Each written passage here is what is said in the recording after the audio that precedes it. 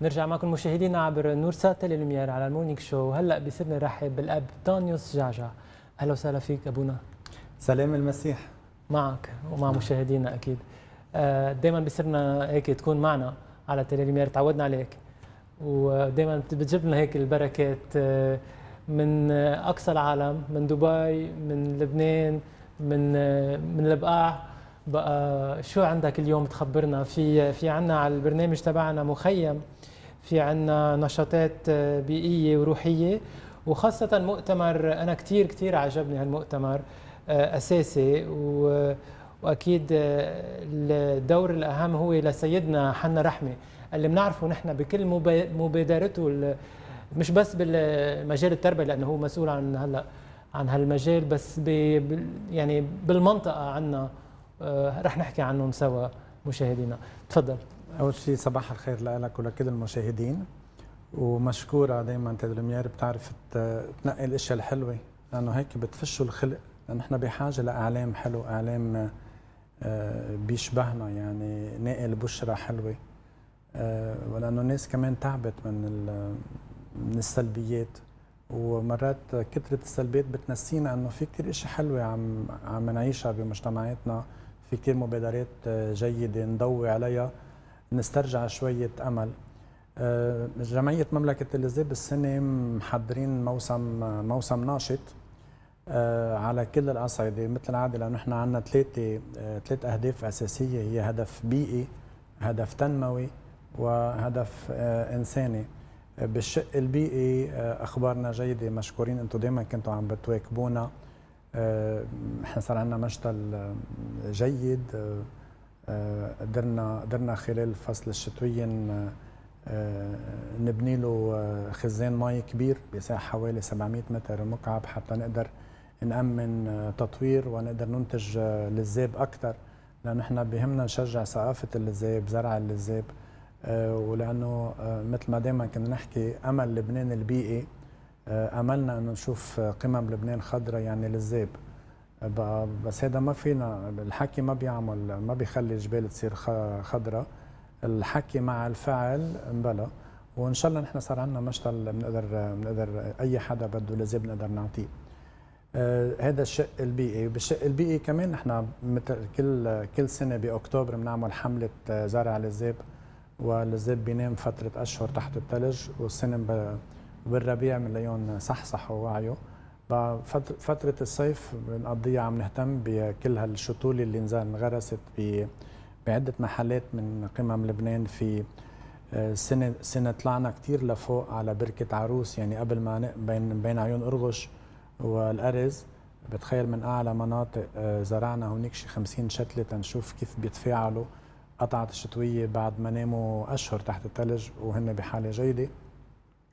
ما هيدي أخبارنا البيئية. حلو كتير. أخبارنا كمان بأخبارنا البيئية نحن عنا طموح إنه نرجع، بس أبونا بنرجع بنذكر إنه البابا فرانسيس يعني من عواميد إذا بدك سياسته الكنسية إنه هي المحافظة على الطبيعة، لأنه هي عطية من عند الله. طبعا نحن اصلا روحيا وعلميا نحن بنعرف انه الطبيعه وجدت قبل الانسان، الانسان ما بيقدر ينوجد من دون ما يكون موجود ببيئه تشبهه وهو يشبهها. يمكن مرات نحن تصرفنا بطريقه عدائيه مع بيئتنا، مثل ما مرات تصرفنا بطريقه عدائيه مع اخوه وخيات لنا، يلي بتجيب العداء للاخر بيجيب الشرور والمشاكل والظلم، والعداء للطبيعة يجني الإنسان ثماره. ومن هون بقول نحن روحيا ضروري نكون لما نكون متصالحين مع ربنا، طبيعيا بدنا نكون متصالحين مع إخوتنا وخياتنا، وطبيعيا بدنا نكون متصالحين مع البيئة اللي نحن فيها. من أهم الأشياء بعتبر أنا كل حدا مؤمن إنه بيآمن بيصلي لله، بيركع بيسجد لله تعالى، إنه طب كيف أنت بتسجد لله وما بتحترم عمله؟ احترام عمل الله هو عدا إنه هو لخيري أنا كشخص، أنا بحاجة لطبيعة صحية، ولما أنا بكون سيء أسيء معاملتها بترد لي إياها الإساءة، كما إنه إذا أسيء لأخي ممكن هو يرد لي هيدي الإساءة. وكمان اذا بقدر اجرب اكون لطيف، جرب اعمل اظهر ما فيني من حب وايمان، طبيعي الاخر رح يبادلني ذات الشيء، وطبيعي بيئتي تبادلني ذات الشيء. حلو ابونا تانيوس جعجع على الرساله اللي فيها تنقول بوزيتيفيتي اللي عم تجيب لنا اياها اليوم، هي منا بس هيك شكليات، عم تقول للمشاهدين اليوم انه اذا بنلتزم بالله، اذا بنتصالح معه، كل هالهموم اللي عم نعيشها بوطننا وبالعالم هيك بتزول، لانه بنكون عم نضوي شمعة، ما عم نلعن الظلمه الكبيره. والحمد لله انا اللي بشوفه في كثير شموع بلبنان، في كثير ناس خيره، في كثير ناس عم تشتغل لاشياء جيده، وبقول نحن بحاجه نضوي عليها، والاعلام بحاجه اكثر يحط قدامه انه انا شو بدي اوصل للناس، هل بدي اجيب تارجت، بدي اجيب اودينس عالي، ولا بدي اجرب اكون انا اشاره امل بحياه الناس. لانه ما بنعرف قديش نحن كلمتنا مرات عدم قدرتنا على الابتسامه ومحبه الاخر شو بتاثر علي سلبا. كلمه ميرسي يعطيك العافيه والله يقويك، وهيدا قديش كمان بتعطي معنويات لاخوه وخيات لنا، ان كان على مستوى عائلاتنا او على مستوى الجماعات اللي نحن ربنا اعطانا نعمه نشتغل معها. وانا هون بوجه تحيه لكل الاشخاص اللي حوالي، لانه بستمد منهم كثير من القوه، كثير من الافكار. اذا بنرجع لشو عنا السنه، انا بس حابب بس فرج المشاهدين الفولار تبع مملكه الذئب، المبادرات والنشاطات الكثير اللي بتعملوها، خاصه المشتل. يعني حقيقه هيدي مثل ما تفضلت وحكيت عنها، انه بنيتوا مشتل وعم تعملوا تشجير، يعني شيء رائع اللي عم تقوموا فيه، خاصه بمناطق هيك مهمه مثل الدير الاحمر، المنطقه المسيحيه بامتياز، بقى اكيد مشكورين. وانا وعم نشوف الصور هلا ابونا المشتل تبعكم. انا حابب بس فرج المشاهدين كمان علامه الصليب، اشاره الصليب اللي حاطينها على فولار تبعكم، فولار الابيض، فولار السلام. وهالصليب في اكيد بعد افقي وبعد عمودي، بنشوف ايدنا مع ايد الرب ومع اخواتنا، يعني محبه الله ومحبه القريب اللي هن متلازمين جدا. انا ما بقدر، والقديس يعقوب بيقولها والقديس يوحنا بيقولها برسائله، انا ما بقدر احب الله اذا ما بحب خي الانسان، ما بقدر مد ايدي اتضرع الى الله اذا كمان ما بعرف مد ايدي لخي الانسان. هذه المقياس الافقي والعمودي هن اساسيات بايماننا المسيحي، وهن اللي بيكونوا هذا الصليب، السلم الى السماء. هلا نحن كمان برمزيتهم بقمم لبنان كانت مغطيه للذئب، بس كمان كان فيها ارز. الارز والذئب شو بيشبهوا بعضهم؟ نحن دائما اذا بتطلعوا بشجره الذئب هي شجره ترفع ايديها الى الله تصلي، وشجره الارز هي شجره بتمد ايدها افقيا للانسان. يعني هالشجرتين بيكملوا بعضهم مثل الصليب، واللي هن كانوا مكللين قمم لبنان. وطموحنا طبعا بالتعاون مع كل الناس الخيره، خاصه مع اصدقاء الارز، انه هيدي قمم لبنان ترجع مكان للصلاه، مكان للحياه، مكان اخضر، مكان للذئب. هلا كثير ناس بتحكي بعوده النازحين او بعوده اللاجئين او بعوده المهجرين. الذئب والارز تهجر عبر الاجيال، تهجر من قمم لبنان. الحمد لله ما غادر لبنان، يعني في كثير عنا الذئب بلبنان، من ان كان جرود ربيعه، عيون ارغش، المقسم، جرود العقوره. بده نتفة مساعده حتى يرجع يستعيد مناطقه يلي ما حدا اخذ محله. مش انه تهجر وحدا اخذ محله، لا، نطلع بقمم لبنان جرداء بس قادره ترجع تصير خضراء ان شاء الله بنعمه الله وبهمه الجميع. عم نشاهد الصور. ابونا انا حابب هيك ننتقل لهيك يمكن على المخيم، نحكي عن المخيم مع الشعار الرائع للمخيم والضروري اليوم اكثر من اي يوم، اللي هو انا معكم، وخاصه هلا بعيد مار شربل قديسنا الكبير. شو فيك تخبرنا عن المخيم؟ لمين هذا المخيم؟ شو اهميته؟ واكيد الخاتمه تبع هالمخيم المؤتمر بنحكي عنه هلا. نحن كل سنه بيكون عندنا شعار للمخيم، من سنوات كان هذا الشعار تبع معا نستطيع. معا نستطيع. السنه شعارنا انا معكم. استوحيناه لانه اصلا مش لو كنا عم نفكر بالمخيم كنا طالعين من عيد الفصح والتلاميذ خايفين ومسكرين على حالهم، اجمل كلمه بيقول لهم اياها الرب يسوع: ما تخافوا انا معكم. حلو. لما بيوديهم تيروحوا يبشروا بيعطيهم ضمانه وحيده، اذا بدكم يلي الفعاله بحياتهم: وانا معكم، اذهبوا وتلمذوا وعمدوا وبشروا وانا معكم، من دون اكسبايري ديت، من دون انتهاء صلاحيه. لانه قديش البعض بيحب يذكرنا كل فتره انه رح تخلص هيدي صلاحيه التفويض اللي ربنا اعطانا اياها الى منتهى الدهر. اكيد. بقى انطروا، وانا بتخيل الى ما بعد منتهى الدهر هو معنا. بقى لسبب ما في انتهاء للصلاحيه، وطالما الرب معنا نحن واجباتنا نتنعم بحضوره، نشجع بعضنا البعض. وبالمخيم السنه رجع بس بنذكر ان بارونتيز انه هيدا المورنينج شو اسمه الاساسي النور معنا. بقى لازم نسير بهالنور طالما الحمد لله. اي نعم. بقى السنه مخيمنا الشيء الاضافي، القيمه المضافه عليه انه في 10 من شبيبتنا من دبي، من رعيه دبي رح ينضموا لهذا المخيم، وفي حوالي 40 من المنطقه من فوق رح يكونوا معنا، رح يكون حوالي بال50 شخص، وتقريبا اللي عم بيهتموا فيهم قدهم.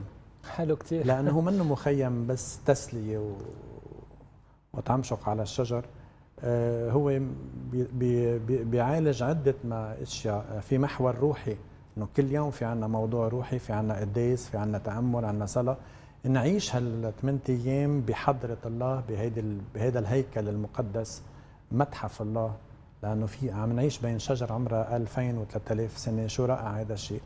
الشق الثاني هو الشق الانساني، وانه كيف نساعد نذكر الشبيبه يكتشفوا الغنى اللي فيهم، كيف يتعاملوا مع جسدهم، كيف السيفتي تبعهم، يتعرفوا على حالهم اكثر ومشاعرهم وكل الباقي. الشق الثالث هو روحانيه البابا القديس يوحنا بولس الثاني، طبعا، لا تيولوجي دي كور طبعا. في الشق الثالث هو الشق البيئي، انه كيف نكون متصالحين مع البيئه.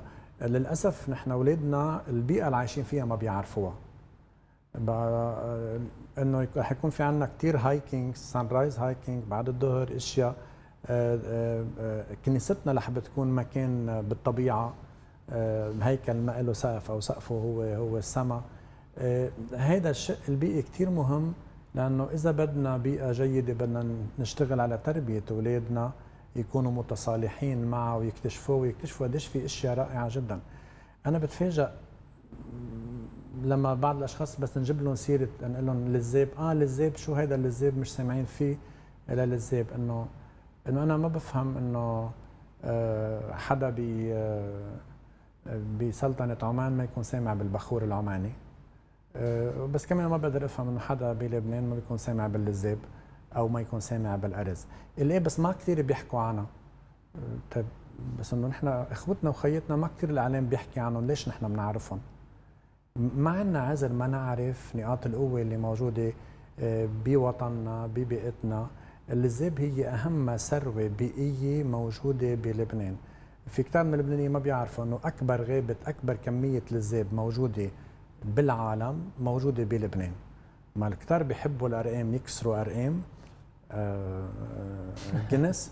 اكبر غابه للذاب موجوده بلبنان. طبعا في غير دول، مثلا بسوريا قبل الحرب، وبنصلي من كل قلبنا انه بتسترجع سوريا سلامة اليوم قبل بكره ويوقف هذا شلال الدم والدموع. سوريا كان عندها كثير مجهود بيئي حتى تحافظ على اللذاب. بلبنان ما كان في ولا اي مرجعيه تهتم بهذا الموضوع. ما بعرف الدوله اي نوع من المخدر كانت شاربه وبعدها.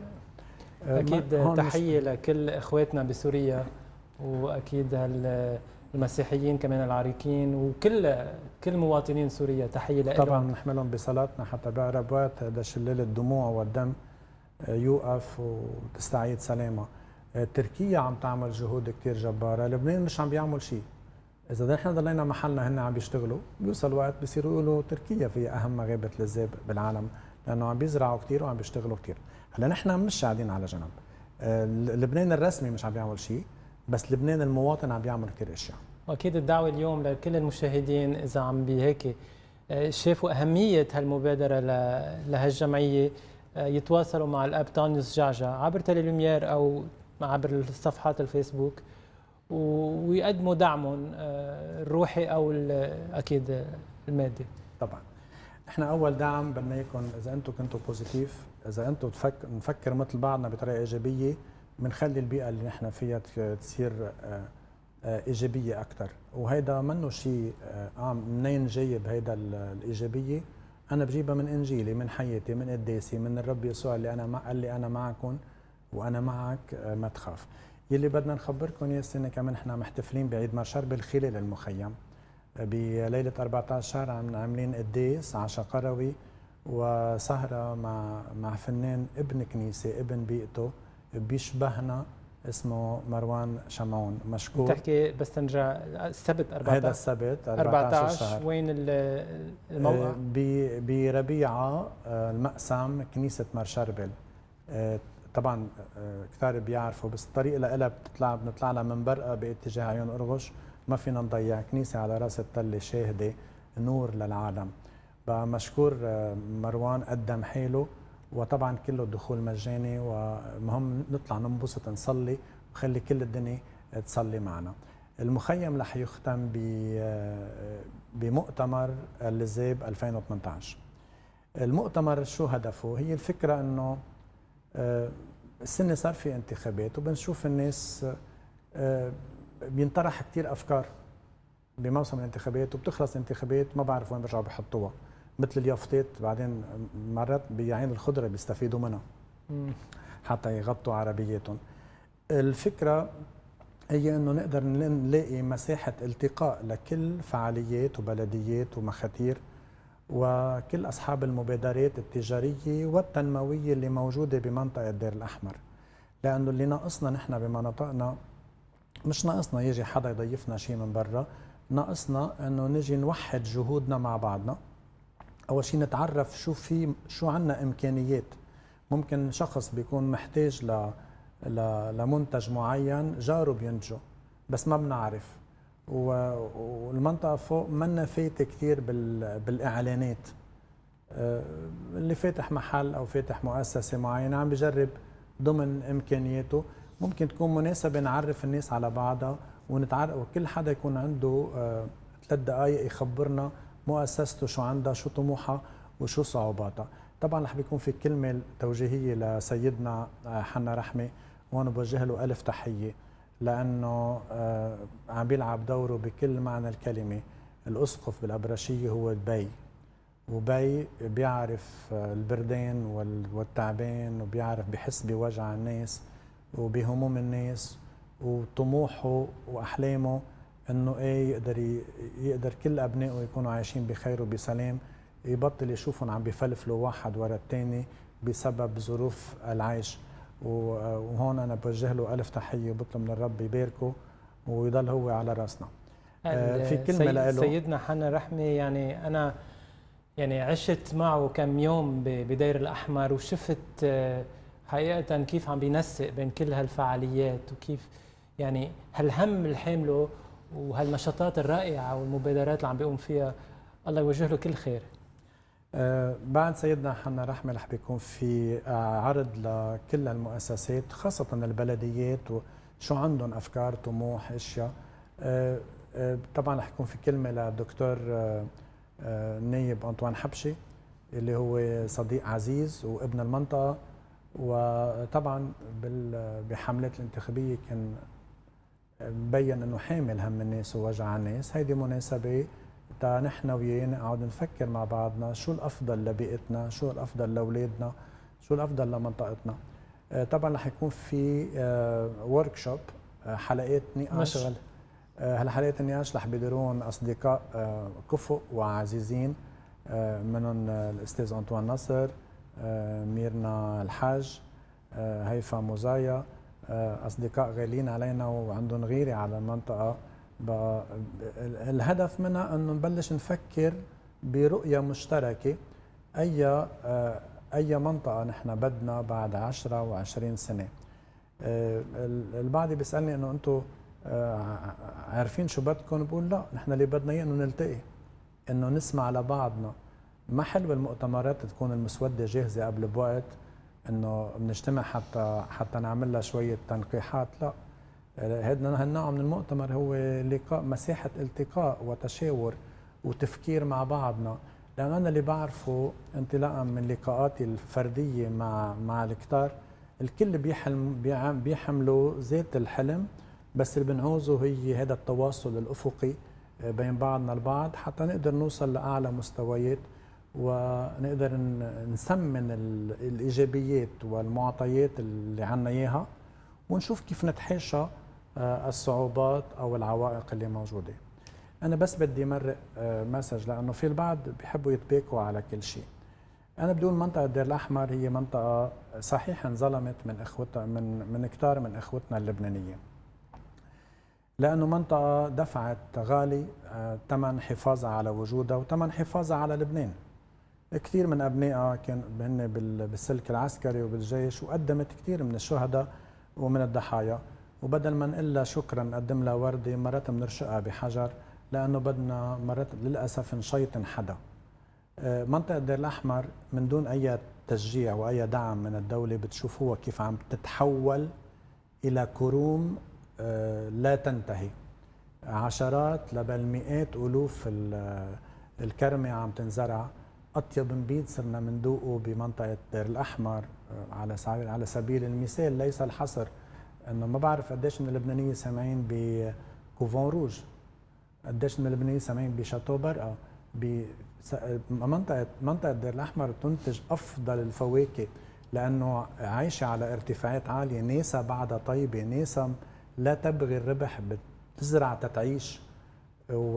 وظلمة انه يمكن بعيدة عن السوق، بس هذا الظلم تبعه هو بيظلم الكثير من اللبنانية، لأنه اللبنانية بيعانوا من سوء غذاء، بيعانوا من فساد غذائي، وفي ناس عندها منتجات جدا جيدة. بتخيل نحن كجمعية عندنا هدف، وإن شاء الله بالتعاون مع كثير أيادي خيرة نقدر نقرب المزارع وأهالي المنطقة للمستهلك اللي موجود بالساحل، المستهلك ياكل نظيف، وابن الجبل يقدر يعيش بكرامته ويقدر يبيع منتوجاته.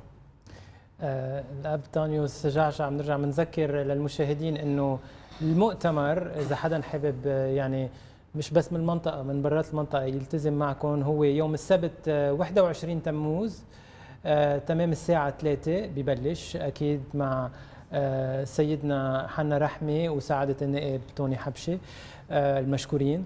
هيدا نحن يعني أنا حاسس عم نتعلم منكم.